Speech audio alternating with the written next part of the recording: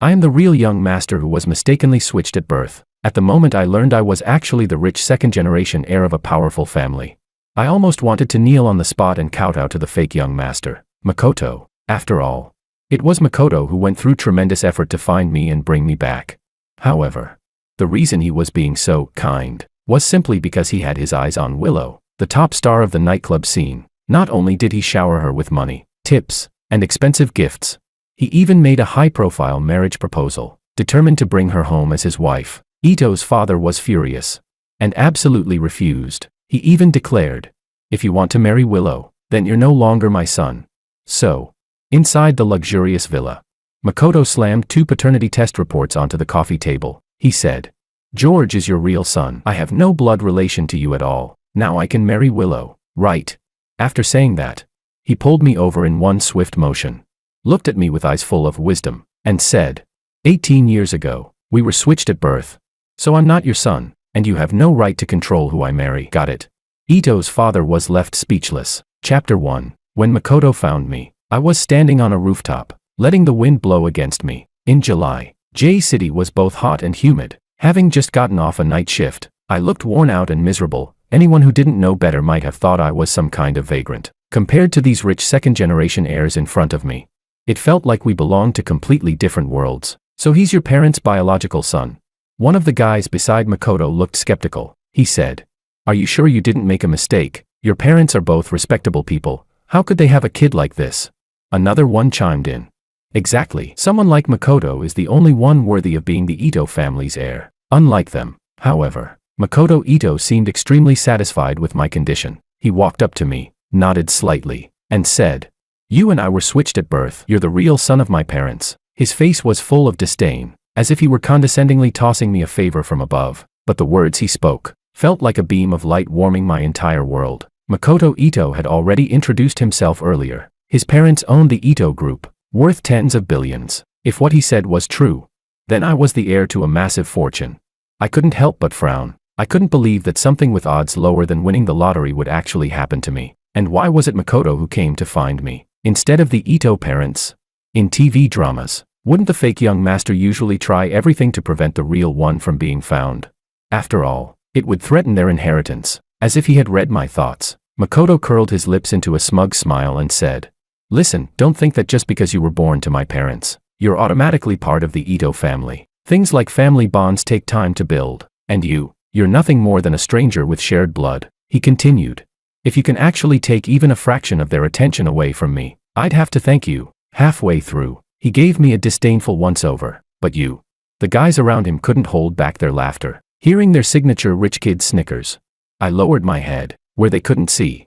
I couldn't help but curl my lips into a grin as well. On the way to the Ito residence, Makoto and his friends chatted the entire time. They went from yachts to supercars, then from supercars to luxury watches. I listened carefully and memorized everything. After all, this would all be closely tied to my life from now on. Later, they started talking about women. That didn't interest me. I fell asleep. When I opened my eyes again, they were talking about their scandalous adventures skiing in Switzerland last year. From their conversation, I finally pieced together the truth of the situation. Chapter 2. The Ito family had 2 children in total. Aside from Makoto, there was also an older sister. Makoto could be described as the textbook example of a wealthy heir. From what his friends said, whether it was luxury cars, mansions, yachts, or even private jets, anything Makoto wanted, his parents would give him without hesitation. But when it came to relationships with women, Ito's father was extremely strict. After all, the biggest taboo in wealthy families was having illegitimate children. So, having little experience with romance or nightlife,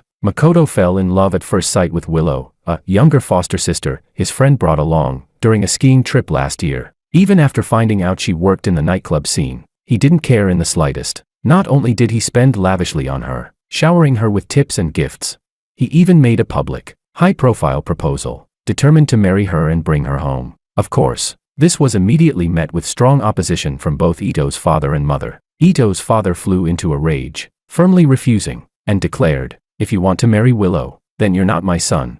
It was originally just something said in anger, but Makoto took it to heart. He went to get a paternity test done, intending to fake the results and deceive Ito's father. But when he got the report, he discovered something shocking. He truly wasn't Ito's biological son. In disbelief, He immediately did another test overnight, this time with Ito's mother. The result was even more absurd. He wasn't her biological son either. So, he came to find me. After I woke up, one of Makoto's friends nudged me with his elbow and asked, "Hey, you beggar-looking guy, ever been skiing?"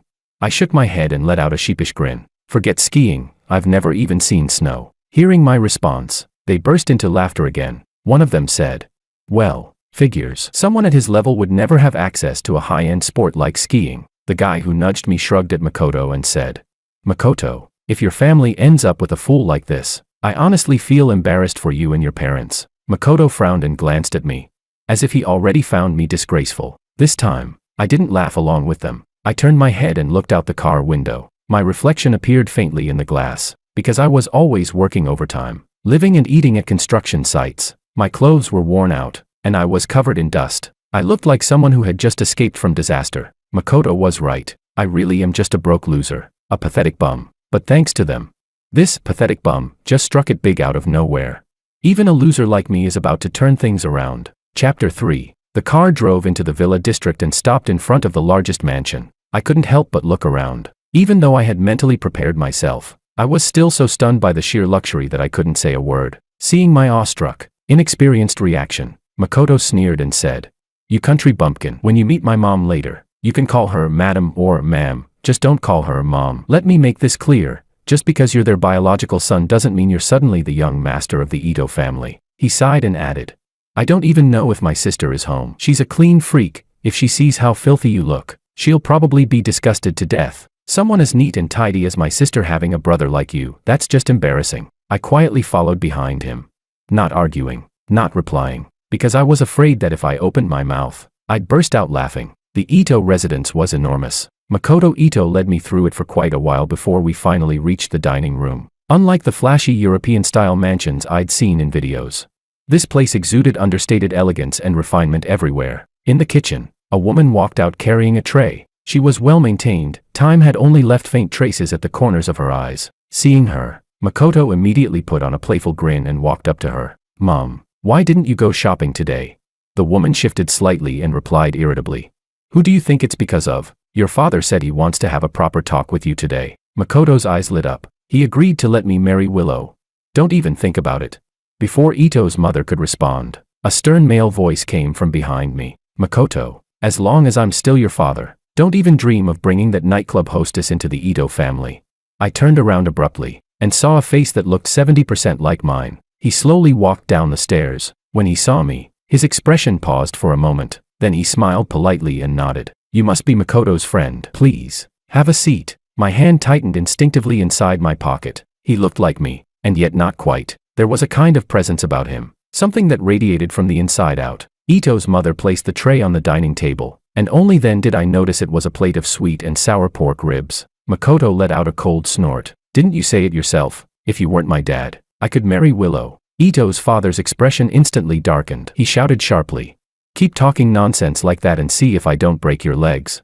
Ito's mother hurriedly pulled Makoto over. All right, what are you two doing? Can't you talk things through properly? You father and son just met and you're already arguing again." "Makoto, hurry and try the sweet and sour ribs I made for you. It was your favorite when you were little." Makoto showed no appreciation at all, muttering, "Who wants to eat that crap?" Hearing this, Ito's father grew even angrier. Through gritted teeth, he said, "If I cut off your allowance, you'll behave yourself." Unexpectedly, those words completely set Makoto off. He suddenly stood up, flipped the dishes on the table over, and snapped back defiantly. "Why the hell would I care about your damn money? You're not my dad. Who the hell are you to tell me what to do?"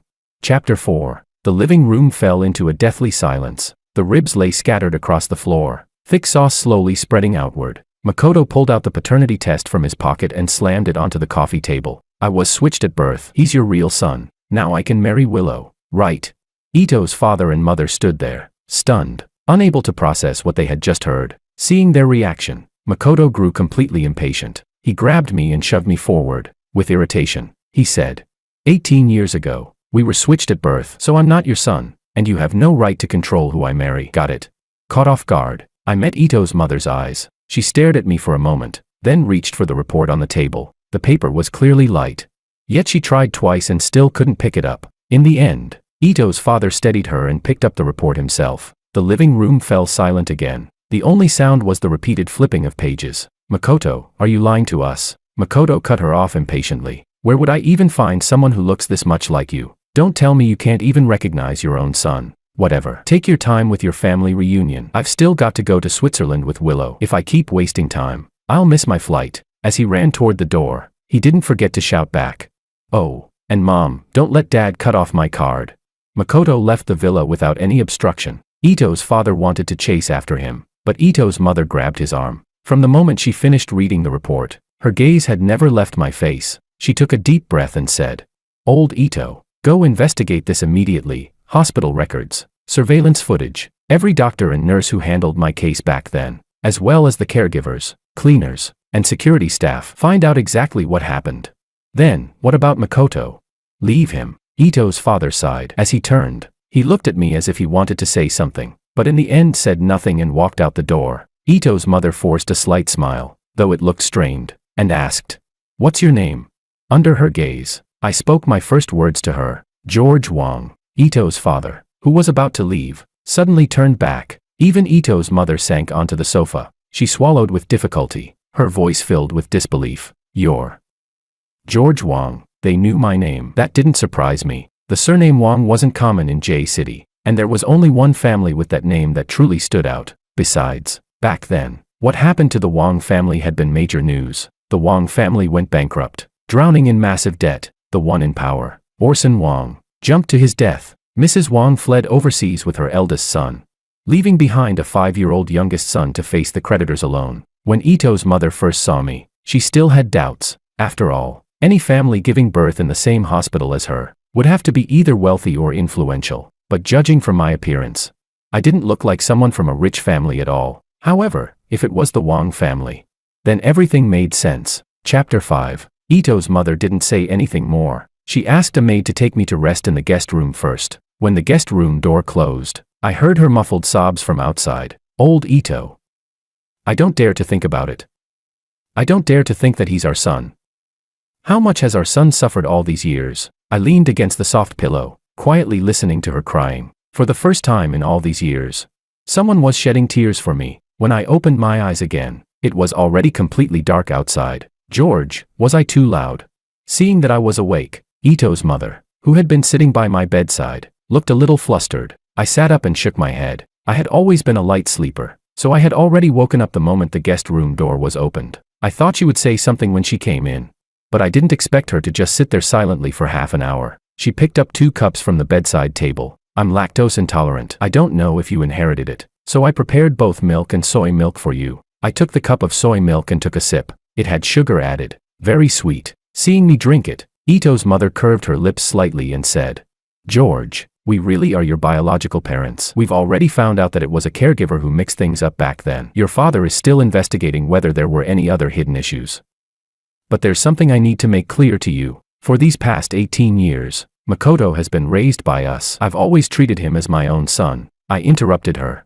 I'll get along well with Makoto. I had read plenty of stories like this. Every pair of parents wanted their biological child, but couldn't bear to abandon the one they had raised. I understood. Even a dog raised for over a decade would be hard to let go of, let alone a person. The real son returns, but the fake one can't just disappear. After all, they had lived together day and night for over 10 years. Rather than putting them in a difficult position, it was better for me to step back first. Ito's mother stared at me blankly. Her eyes were swollen and red, as if she had cried over and over again. I lowered my head and couldn't help but let out a self-mocking smile. I didn't know whether she was crying because of the hardships I had endured, or because Makoto wasn't her biological son. But to my surprise, she didn't seem relieved at all by what I said. She spoke instead. George, listen carefully. Her voice was clear and steady. I unconsciously raised my head and met her eyes again. She stared straight into my eyes, speaking each word with absolute seriousness. I need to make this clear to you. We treated him as our own son because you and he were switched at birth. But from the moment you returned to the Ito family, you are our only son. As long as your father and I are alive, we will stand behind you unconditionally and support you. In this world, no matter who it is, if they stand against you, they stand against the entire Ito family. Your father has already asked lawyers to start legal action against the hospital and that caregiver. He's also investigating everything you've been through over the years. The suffering you endured and the losses you suffered will not be left unresolved. We will seek justice for you." I looked at her in silence. After a long while, I finally spoke. "What about Makoto?" She replied.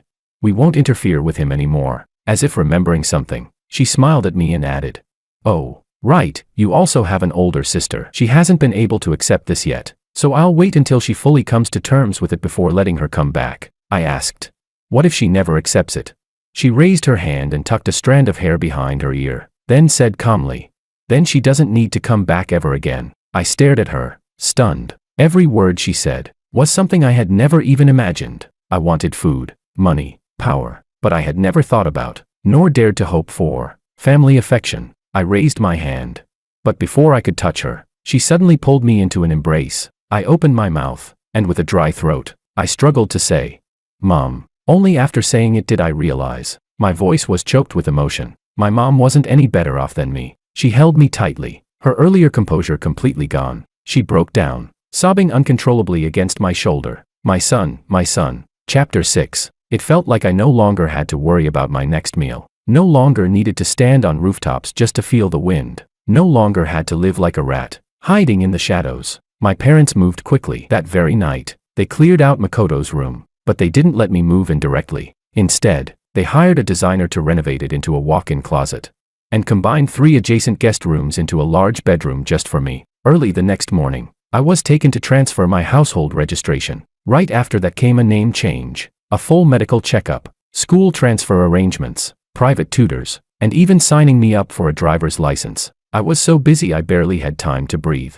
In just over a month of summer break, both my life and the Ito family had undergone earth-shaking changes. 3 days before school started, Makoto came back. When he arrived, Hana Ito was accompanying me in practicing spoken English. Because I had dropped out of school early to work, my academic foundation was weak. For my sake, my parents decided not to have me take the National College entrance exam. Instead, they planned for me to attend an international high school and then go abroad directly. But that would mean we'd only be together for a year before separating again. In the end, my parents decided to go abroad with me. They planned to reorganize the company's strategy for the next 5 years in advance and shift their focus overseas. So while I was busy, they were even busier. Hannah couldn't help much with that. So she volunteered to practice spoken English with me. Her voice was pleasant, and her pronunciation was perfect. But for some reason, everything sounded wrong when it came out of my mouth. She said, "Prepare." I repeated, "Pepwe, prepare. Pepwe."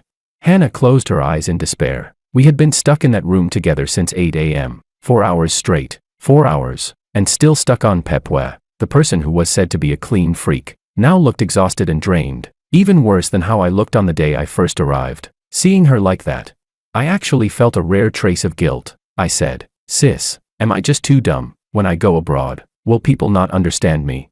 Holding her head, she forced a smile and said, "It's okay, little brother. If they don't understand you, that's their problem." Just as her words fell, a mocking laugh suddenly came from the doorway. "You beggar, what the hell are you even saying?"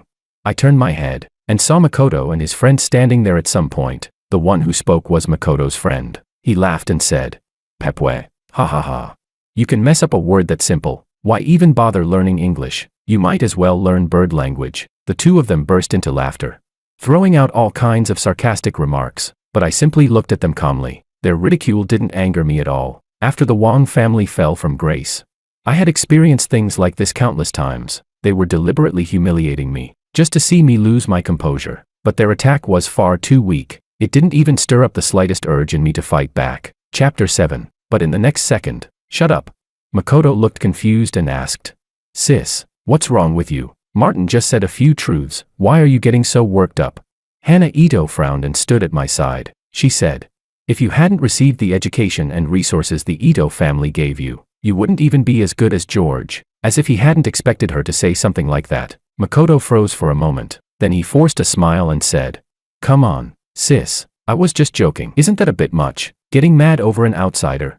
Hannah's brows knitted tightly. When she was angry, she carried the same cold aura as our mother. Makoto continued, "No way, you don't actually think he's your brother, do you? We've been together day and night for years. He's nothing more than an outsider who just happens to be related to you by blood." Hannah immediately cut him off. He's not an outsider. He's my brother, and our parents' only son. Hearing that, Makoto stared at her in disbelief. Sis, what are you talking about? Are you mad at me too? Fine. Okay, it's my fault. Alright, I was immature before, insisting on marrying Willow, but I get it now. Dad was right. I got played by her. She was just after my money. You don't know this. Sis, once my card got cut off, she immediately hooked up with several other guys. When I confronted her, she even turned it around and accused me of trying to freeload off her. I spent so much money on her, and just because I didn't have money for a few days, she called me a freeloader. Fine. She'd better not regret it. I don't want her anymore. Hana glanced at him and interrupted coldly. That's your problem. Makoto couldn't believe how indifferent she was being. He clenched his teeth, nodding angrily. Fine. You'd better not regret it either. After shouting that, he turned to leave, but Hana called out. Wait. I looked up at her. If she decided to acknowledge him as her brother again at this moment, I could only accept it. Hope flickered in Makoto's eyes once more, but Hana turned to Makoto's friend and said, Apologize to George. Apologize to me. What? Makoto was stunned. Apologize to him? Are you kidding me?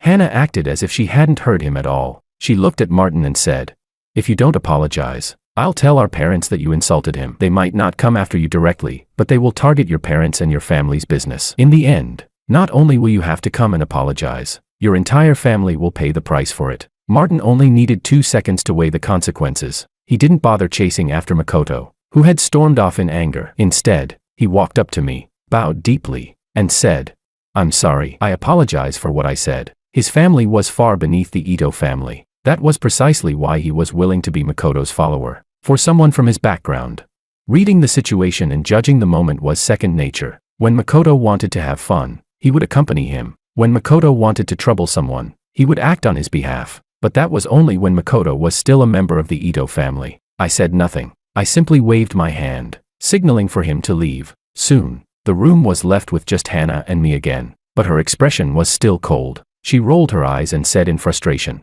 Are you just going to stand there like an idiot? He insulted you like that and you're not even angry? I smiled faintly and said, I'm used to it, whether it was classmates, relatives, or those creditors, being threatened, cursed, beaten, or retaliated against. I had grown used to all of it. Of course, I could lash out in anger and fight back recklessly, but resistance without strength wasn't truly resistance. Hana paused. After a while, she said, George Ito, break that habit. She continued, You're part of the Ito family now. With the Ito family backing you, you don't need to hold back anymore. You can fight back without worrying about the consequences. I nodded. I understand. She said, All right, let's continue. Prepare. Pepwe.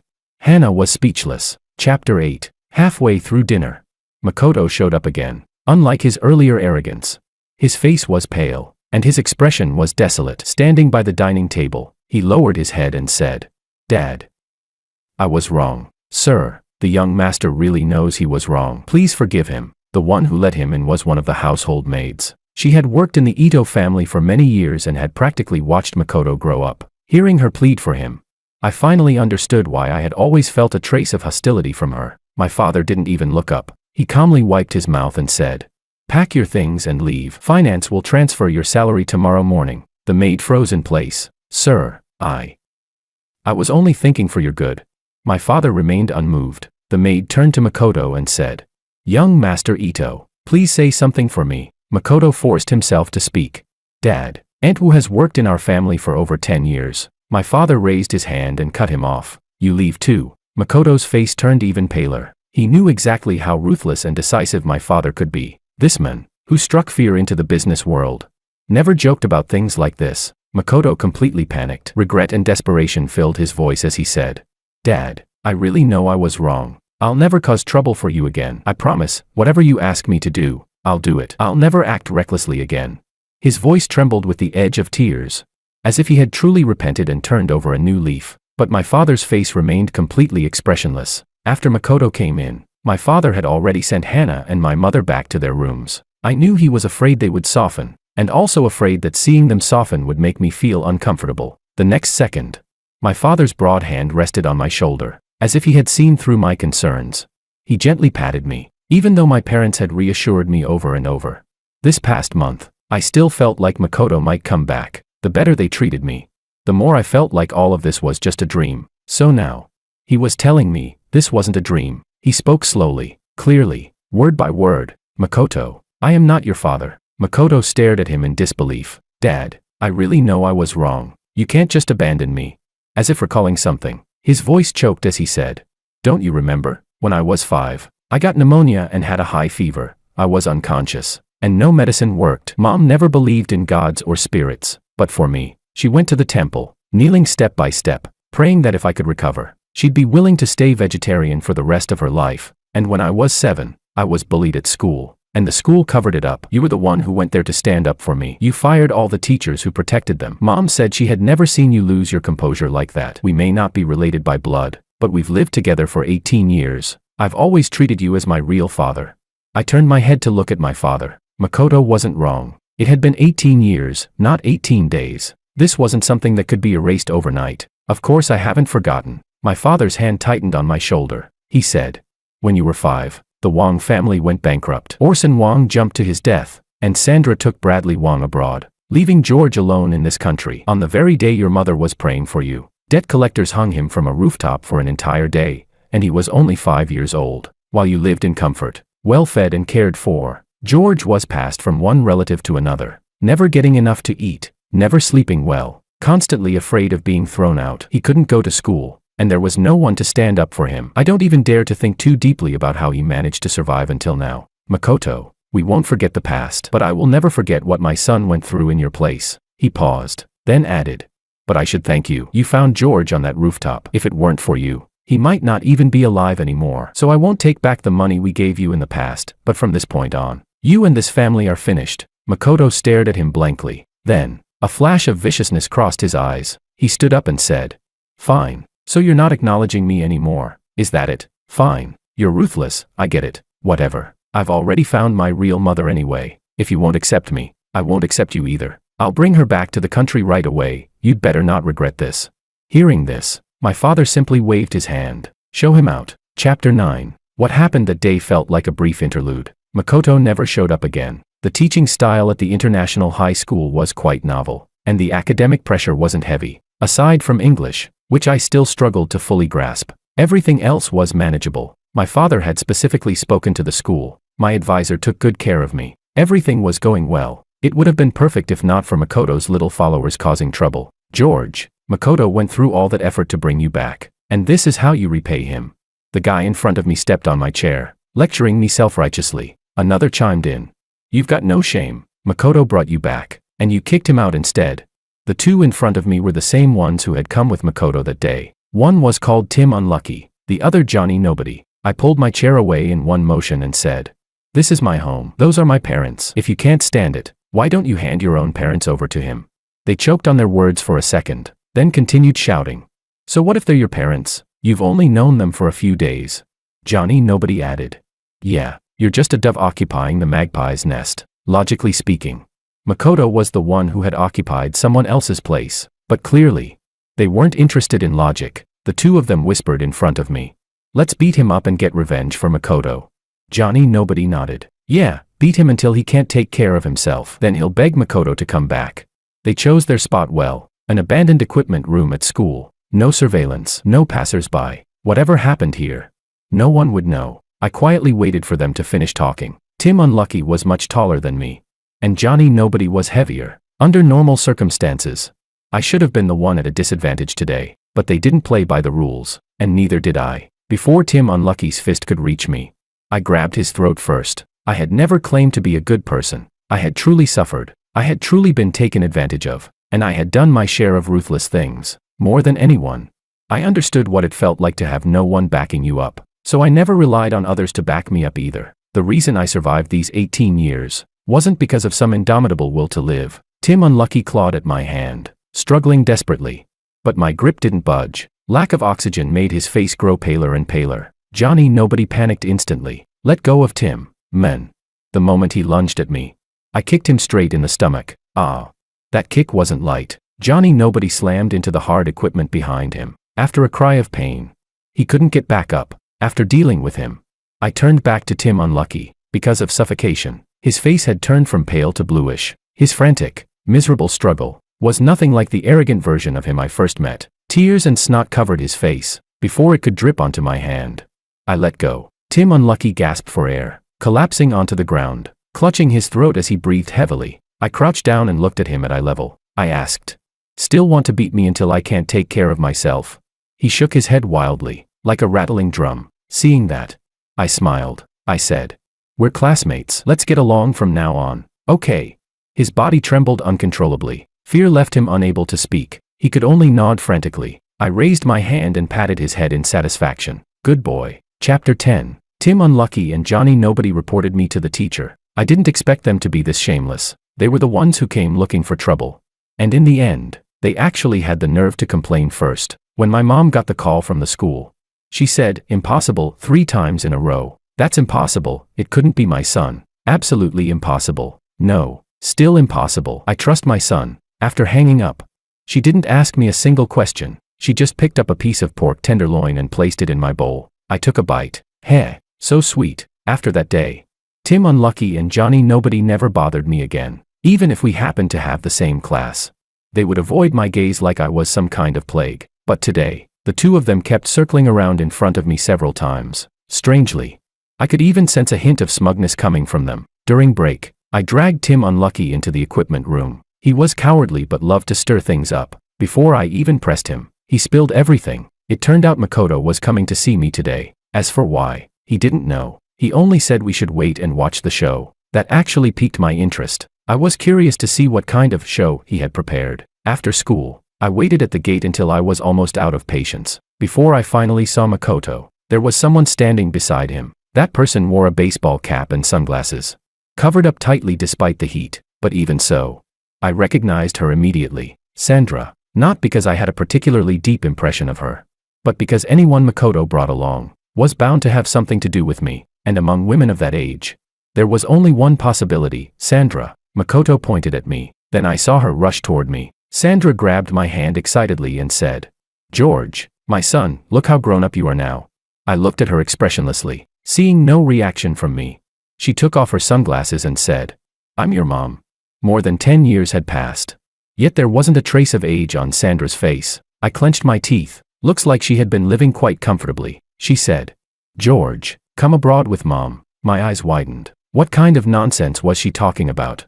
Sandra didn't seem to think she was being strange at all. She kept talking endlessly in front of me. "Back then, I wanted to take you with me, but the debt collectors were pressing too hard. I had no choice but to leave." "Don't blame Mom. George, just come abroad with me. Life overseas is great. I've already established myself there. Let me make it up to you." I couldn't help but laugh. Laugh at myself. Back when I was little, I had actually prayed that she would come and save me. One by one, I pried her fingers off my hand and sneered. "I'm not your son." She didn't care about my attitude at all. She said, "I know, but what matters more, blood or bonds? We spent so much time together. You are my son." Anyone hearing her might think we had a deep, loving relationship. Sandra probably assumed that since I was only 5 when she left, I wouldn't remember anything. But unfortunately for her, I had a very good memory. I still remembered the way she called me useless, a jinx, and I remembered how she abandoned me in a supermarket, telling me to wait for her while she ran away. Makoto spoke up. "Ah, George, a parent's love is always the greatest. Your mom has always missed you. She only came back because she heard you were struggling here. Why don't you hurry up and go with her?" There was a strange hint of smugness in his voice. I slowly turned to look at him. I almost laughed. Did he even realize that Sandra had run away with money back then? She was a fugitive. Chapter 11. Harboring a fugitive. That counts as a serious crime, right? The moment the police appeared, Sandra and Makoto looked at me in disbelief. Sandra cried out in shock. "George, how can you be so heartless to me?" Makoto snapped at me. "George, that's your mother. You actually called the police on her." Over and over again. Just those 2 lines. I picked at my ear, too lazy to argue with them. Expressionless, I said, "Oh, who told me to be such an upright person, putting justice above family ties?" One of them wanted to trick me into going abroad, then use me to extort money from my father. The other wanted me gone for good so he could return to the Ito family. No wonder they were so easily played by others. They really had beautiful dreams. Well then, they could both go in together. At the police station, I leaned back in my chair, waiting to give my statement. Tim Unlucky and Johnny Nobody stood on either side of me. One was massaging my shoulders and legs. The other was pouring tea and serving me water. Hee. "George, want a sip?" I didn't even raise my eyes, just took a sip. He asked, "Is it too hot?" I replied flatly. It's fine. Before getting into the police car, I had dragged these two along with me as well. Weren't they so eager to watch the show? Might as well let them watch up close. Tim Unlucky and Johnny Nobody were easily scared the moment I mentioned things like fugitive and accomplice. They immediately panicked and followed me without resistance. When Makoto was brought out of the interrogation room, this was the scene he saw. At first, Tim Unlucky and Johnny Nobody didn't even dare look at him. Makoto flew into a rage. You bastards actually dared to betray me.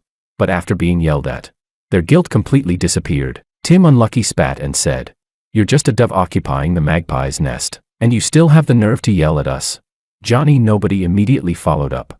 "Makoto, to be honest, everyone looks out for themselves. We can understand why you treated George the way you did, but let me be clear, you're not our brother. You're just a stranger. And what's a stranger? You're not our friend, not our brother, not even our enemy. We're not on the same side. From now on, you can just spend your days in prison." Makoto was left speechless, sitting there between them. I couldn't help but feel a bit like a petty villain basking in his moment of triumph. And honestly, it felt pretty damn good. But that sense of satisfaction didn't last long. My parents and my sister arrived. I quickly pushed the two guys aside and stood up properly. My mom grabbed me anxiously, checking me from head to toe. Only after confirming I wasn't hurt did she finally let out a sigh of relief. My dad, on the other hand, just glanced thoughtfully at the two of them and said nothing. I scratched my head and quickly played dumb. "Dad, did I cause trouble for everyone?" He didn't answer. He simply instructed the others to step out and handle the aftermath. Only when the room was left with just the two of us, did he look at me and slowly say, "George, in front of me, there's no need to pretend anymore." I froze for a moment and looked up. At the corner of my father's mouth, there was a barely noticeable hint of a smile. He said, "You're my son. Of course you take after me." We held each other's gaze for a moment. Then, in the next second, we both burst out laughing. Makoto and Sandra's cases were merged together. Back then, Sandra had run off with 80 million. That amount was enough for a life sentence. But because so much time had passed, many things had to be reopened and reinvestigated. By the time the verdict came, it was almost the new year. As expected, Sandra was sentenced to life imprisonment. And Bradley Wong was also brought back and arrested. As for Makoto, he was convicted of harboring a fugitive and sentenced to 4 years and 3 months. None of this affected our mood for the new year. The four of us, as a family, watched the Spring Festival Gala, counted down together, and stayed up to welcome the new year. We made our New Year wishes. Just before the countdown ended, I told my dad something. In truth, I had never really planned to jump off a building. I had seen what Orson Wong looked like after his fall. It wasn't a pretty sight. Every time I stood on a rooftop, I would imagine myself as a fish, and I would tell myself, little fish, swim fast. The whole wide world is yours to roam free."